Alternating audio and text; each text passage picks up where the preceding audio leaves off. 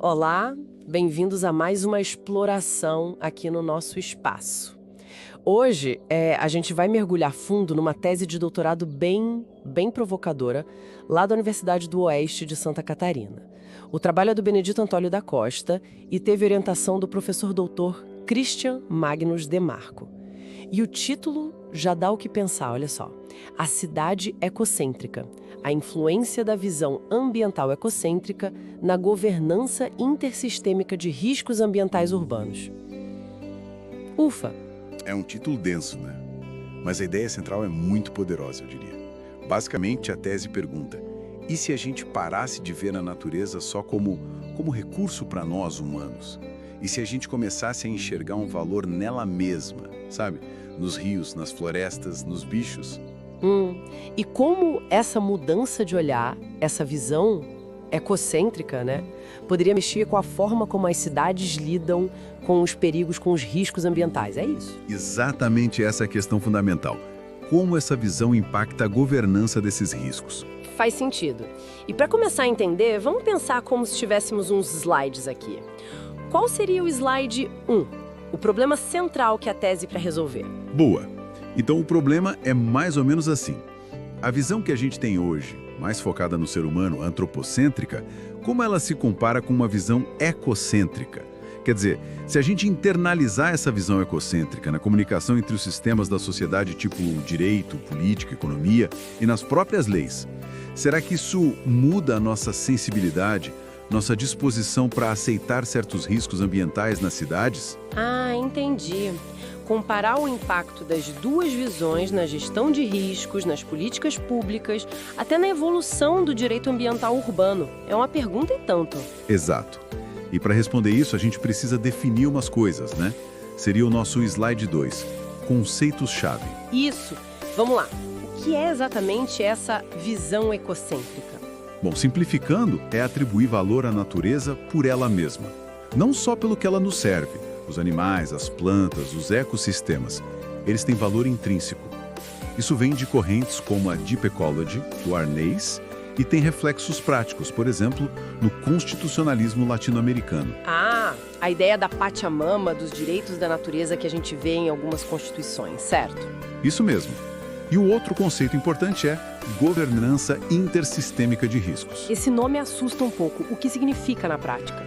Parece complicado, mas a base vem da teoria dos sistemas do Luhmann. Pensa assim, a sociedade tem vários setores, jurídico, político, econômico, que funcionam com lógicas próprias. A governança intersistêmica é como esses sistemas conversam ou não conversam sobre os riscos. Como eles se conectam para lidar com um problema ambiental, por exemplo. A comunicação entre as partes e os riscos ambientais urbanos. Acho que isso é mais intuitivo. Sim, são aqueles problemas que a gente vive na cidade, né? Poluição do ar, da água, contaminação do solo, enchentes, deslizamentos, muitos ligados às mudanças climáticas. São os efeitos negativos das nossas ações que desequilibram o ambiente e afetam a vida urbana. Ok, conceitos definidos. Agora, por que essa pesquisa é tão importante agora? Qual a justificativa? Nosso slide 3. Olha, a tese bate muito nessa tecla.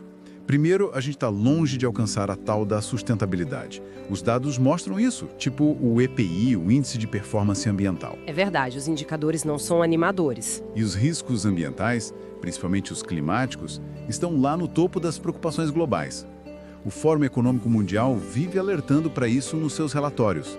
E onde esses riscos aparecem com mais força? Nas cidades. Só que, ao mesmo tempo, a gente continua explorando o ambiente para crescer economicamente. É uma tensão clara, né? A gente precisa do ambiente, mas o desenvolvimento muitas vezes o degrada, aumentando os riscos.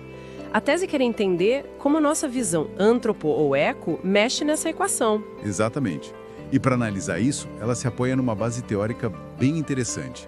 Seria o slide 4. Que teorias entram aí? É uma mistura bacana. Tem Niklas Luhmann com a teoria dos sistemas para observar de forma mais, digamos, objetiva como os sistemas comunicam sobre risco, perigo, essas coisas. Aí entra Jürgen Habermas com a teoria do agir comunicativo para pensar na parte da democracia, da participação das pessoas na discussão desses riscos no dia a dia da cidade. Luhmann para estrutura, Habermas para participação. Isso. E, claro, toda a base do ecocentrismo e da Deep Ecology, com pensadores como Aldo Leopold e Onés, para fundamentar o valor da natureza. E também olha para o novo constitucionalismo latino-americano, com autores como Gudinas, como exemplo prático de leis que já reconhecem direitos para a natureza, a Pachamama, o bem viver. E tem mais um nome que chamou a atenção no esboço, o Horácio. Como ele entra? Emocional com a natureza. Uma ecocidadania que vai além do direito à cidade. E pensa num direito da cidade, dela existir em equilíbrio. Uau, profundo isso. Mexer com afeto. E como eles testam essas ideias todas? A metodologia, o slide 5. A abordagem é mista. Tem uma análise teórica forte, claro, juntando esses autores todos. Mas tem também pesquisa empírica. Primeiro, fizeram uma análise documental bem robusta. O que eles analisaram? Examinaram 55 decisões do Supremo Tribunal Federal, STF, sobre meio ambiente e cidades, olhando para o artigo 225 da Constituição. E viram que temas como licenciamento ambiental, controle de poluição, resíduos e os próprios riscos urbanos e desastres aparecem muito.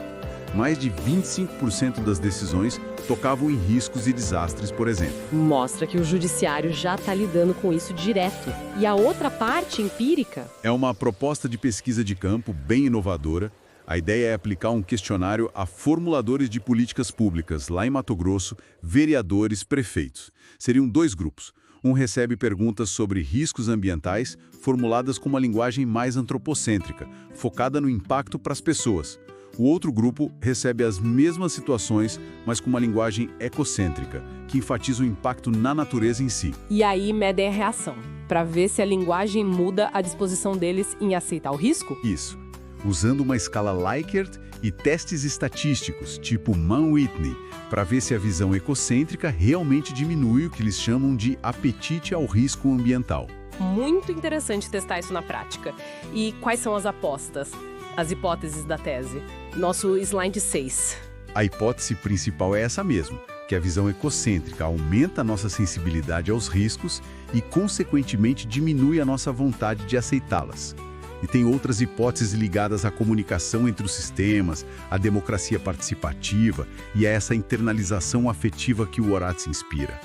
Um dos objetivos, inclusive, é propor e testar o impacto de uma possível mudança na redação do artigo 225 da Constituição brasileira, dando um direito à natureza a que o homem seja ecologicamente equilibrado, para ver como isso afetaria a percepção de risco. Então, o resumo da ópera é: será que mudar nosso ponto de partida fundamental de ver a natureza como um objeto para nós, para vê-la como um sujeito com valor próprio, pode nos levar a cidades mais seguras, mais justas, mais sustentáveis? É bem por aí. É uma proposta de repensar como a gente se comunica, como a gente decide sobre o nosso futuro urbano, colocando a natureza no centro. Ou pelo menos, ao nosso lado, como um igual. Uma mudança radical de perspectiva mesmo. Sem dúvida. E fica aquela provocação final, vinda lá do Warot e bem explorada na tese.